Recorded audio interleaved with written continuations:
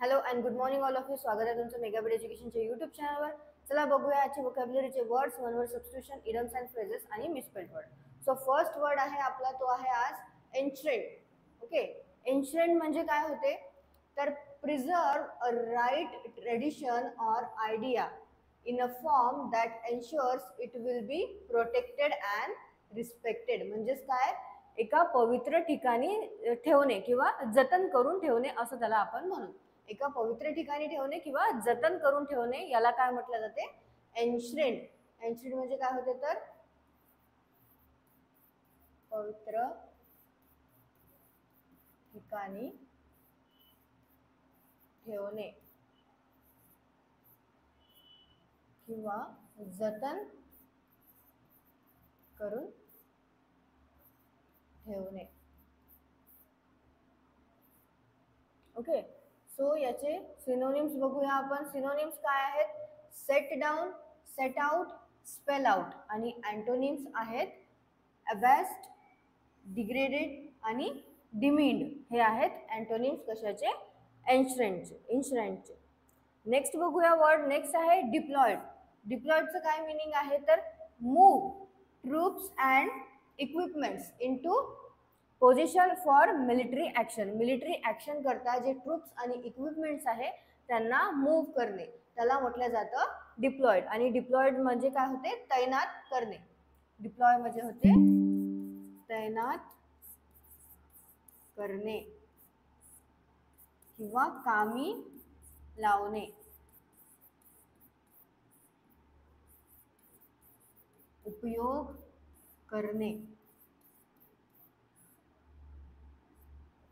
ठीक आहे, तर डिप्लॉयड म्हणजे होते तैनात करणे, कामी लावणे किंवा उपयोग करणे. जे पण ट्रूप्स आणि इक्विपमेंट्स आहे मिलिटरी ऍक्शन करता त्यांना मूव्ह करणे म्हणजेच डिप्लॉय करणे होते.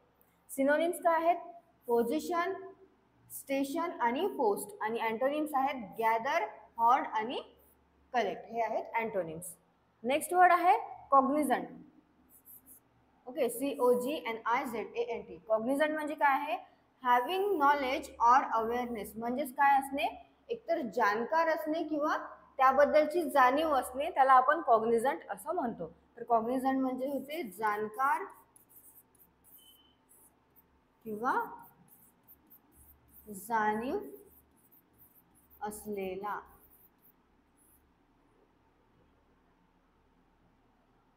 सिनोनिम्स काय आहेत, अवेअर, कॉन्शियस, अपेरिस्ट. ओके, आणि अँटोनिम्स आहेत इनसेन्सिबल, ऑब्लिव्हियस आणि अनअवेअर. हे आहेत अँटोनिम्स कशाचे, कॉग्निझंटचे. आणि कॉग्निझंट म्हणजे होते एकतर जाणकार असणारा किंवा जाणीव असणारा. नेक्स्ट आहे इंडल्जन्स. इंडल्जन्सचं काय मिनिंग आहे, the action or fact of indulging. तर action or fact of indulging म्हणजे काय होते, एकतर लाड पुरवणे,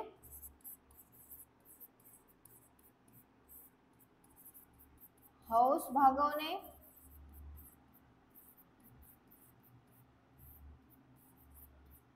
तृप्त करणे, ऐश करणे सुद्धा म्हणू शकतो आपण,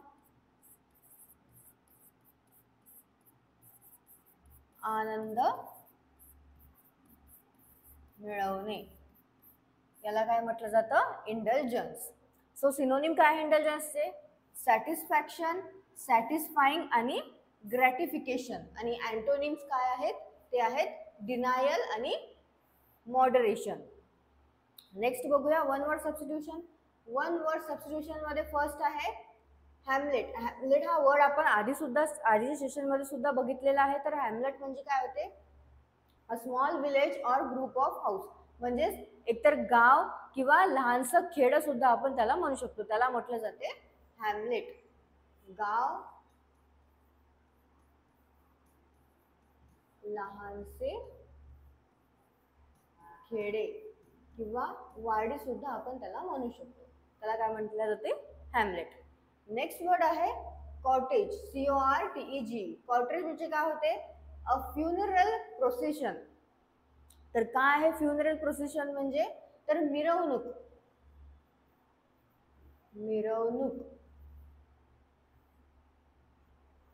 किंवा आपण त्याला प्रेत यात्रा सुद्धा म्हणू शकतो आणि शव यात्रा सुद्धा म्हणू शकतो.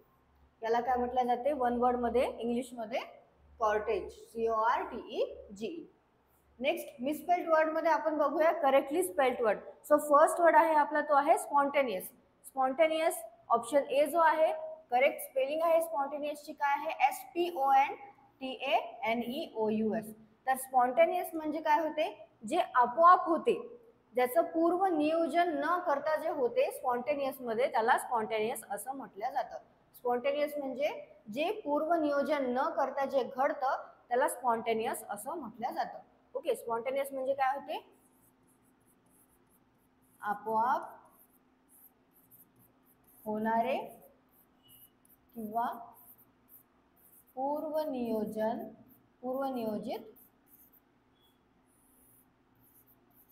नसणारा. नेक्स्ट वर्ड आहे इनआर्टिफिशियल. इनआर्टिफिशियल ऑप्शन सी करेक्ट स्पेलिंग आहे INARTIFICIAL. इनआर्टिफिशियल काय आहे तर जे अकृत्रिम असते, जे नैसर्गिक असते. ओके, इनआर्टिफिशियल म्हणजे जे नैसर्गिक असते त्याला काय म्हणू आपण इनआर्टिफिशियल. तर याला काय म्हणतात अकृत्रिम किंवा नैसर्गिक. आणि याचा अपोजिट काय आहे आर्टिफिशियल. ओके, नेक्स्ट आहे इडम्स अँड फ्रेजेस मध्ये first bad workers always blame their tools.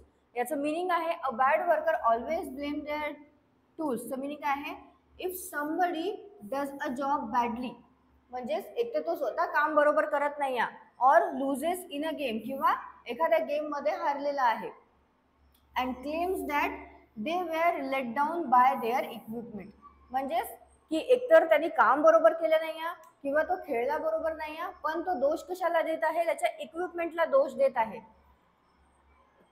जो पण तो हारलेला आहे किंवा काही झालेला आहे तर तो त्याच्या टूल्समुळे हारलेला आहे, त्याच्या इक्विपमेंट्समुळे हारलेला आहे असं तो म्हणत आहे. तर त्याला काय म्हटलं जाते bad workers always blame their tools. म्हणजे स्वतःचा काहीच त्याच्यामध्ये काम न केलेलं आहे, त्यांनी काहीच बरोबर काम नाही केलेलं आहे पण त्यांनी जे पण समोरच्यावर किंवा त्याच्या टूल्सवर त्याच्या इक्विपमेंट्सवर पूर्णपणे टाकून दिलेलं आहे की त्याच्यामुळे माझं काम झालेलं नाही आहे म्हणून त्याला म्हटलं जाते bad workers always blame their tools. जो व्यक्ती काम व्यवस्थित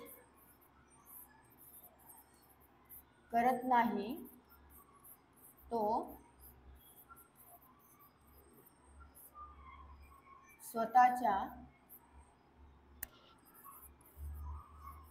कमतरतेऐवजी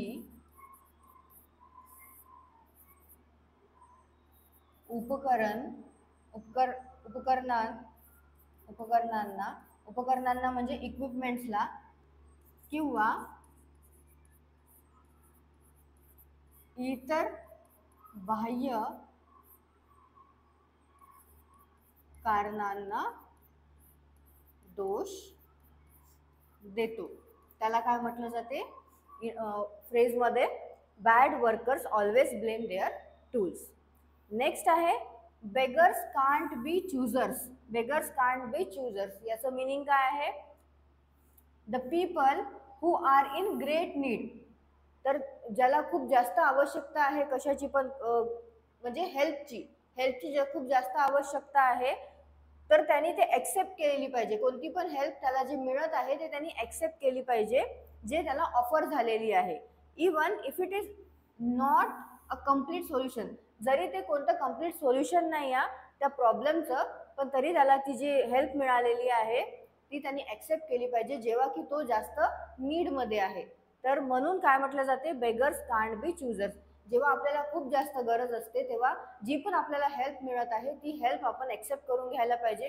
कारण की आजकाल कोणी हेल्प करत नाही आणि आपण चूजर सुद्धा होऊ शकत नाही की तू मला हेल्प करत आहे तर तू अशी हेल्प केली पाहिजे. जी हेल्प तुम्हाला मिळत आहे ती तुम्ही हेल्प त्याच्याकडनं घेतलेली पाहिजे. ओके, सो त्याला काय म्हटलं जाते बेगर्स कांट बी चूजर्स. म्हणजेच ज्यांना काहीतरी आवश्यक आहे त्यांना जे मिळेल त्यावर समाधान मानले पाहिजे.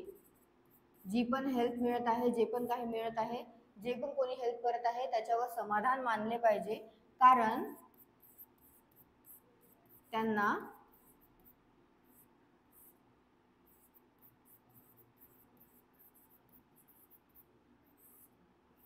अधिकार निवडण्याचा अधिकार नसतो. ओके, किंवा नसते. सो हे आहेत आपले आजचे इडम्स अँड फ्रेजेस, ज्यामध्ये होतं बेगर्स कांट बी चूजर्स, म्हणजेच ज्यांना काहीतरी आवश्यकता आहे त्यांनी जी पण हेल्प मिळत आहे त्याच्यावर समाधान मानलं पाहिजे आणि त्याच्यावर जास्त अधिकार नाही बजावला पाहिजे. त्याला म्हटलं जाते beggars can't be choosers.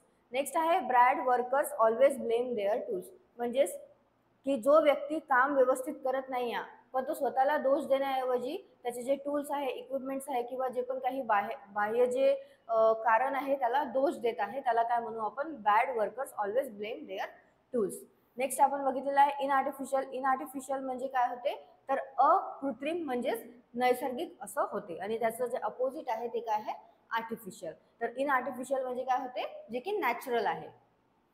Spontaneous म्हणजे होते जे की पूर्व नियोजित नाही, जे आपोआप होते त्याला स्पॉन्टेनियस असं म्हटलं जातं.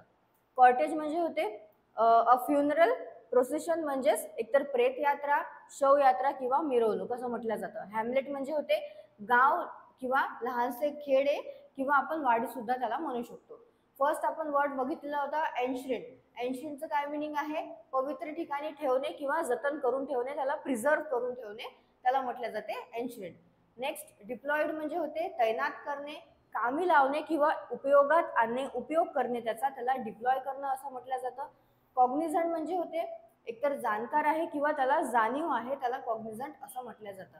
आणि लास्ट इंटेलिजन्स म्हणजे होते जो की लाड पुरवणे होते, हौस भागवणे किंवा तृप्त करणे, सॅटिस्फाय करणे, सॅटिस्फॅक्शन मिळवणे, ऐश करणे किंवा आनंद मिळवणे, त्याला काय म्हणू आपण, इंटेलिजन्स. सो हे आहेत आपले आजचे वर्ड्स. याचे सिनोनिम्स आणि अँटोनिम्स तुम्ही एकदा परत वाचून घ्या, मराठी मिनिंग परत एकदा वाचून घ्या आणि नोट डाऊन करत चला रोजचे वर्ड्स, जेणेकरून तुम्हाला इझी होईल एक्झामच्या अगोदर हे परत एकदा वाचायला.